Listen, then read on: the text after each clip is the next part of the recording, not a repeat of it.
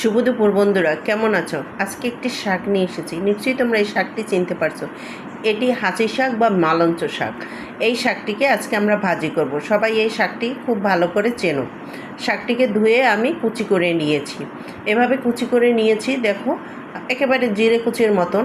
সাথে একটা ছোট আলু আমি কুচি করে নিয়েছি। কড়াইয়ে তেল গরম করে নেব।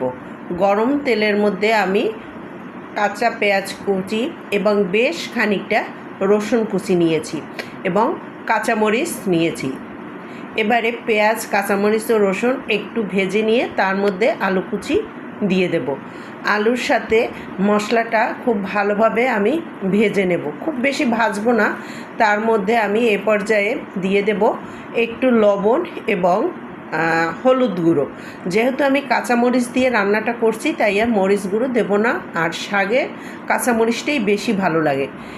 হলুদ গুঁড়ো ও লবণ দিয়ে আমি আলুটাকে আরেকটু ভেজে নেব।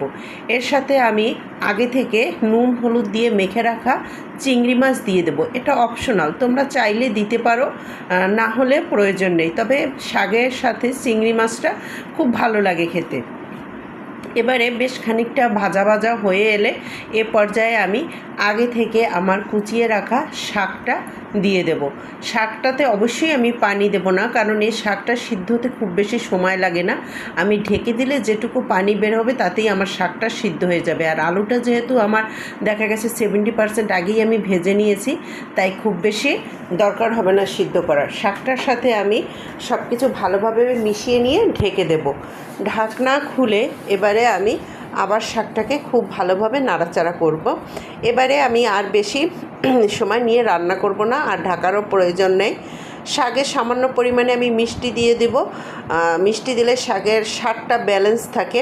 এবং এ পর্যায়ে আমি নেড়ে চেড়ে শাকটাকে সুন্দর ভাজা ভাজা করে নেব। শাকটা আমার ভাজা ভাজা হয়ে আসছে এবং রান্নাটা প্রায় শেষ পর্যায়ে। এ পর্যায়ে আমি এটিকে নামিয়ে নেব। শাকটা কিন্তু একদম শুকনো হয়ে গেছে, একটুকু কিন্তু পানি নেই। আর যেহেতু আমি এক্সট্রা পানি ব্যবহার করিনি তাই শাকটা এরকম সুন্দর ঝুরঝুরা হয়ে গেছে। দেখো বন্ধুরা, আমার শাক রান্না শেষ। তোমরা এই শাকটা কে কেমন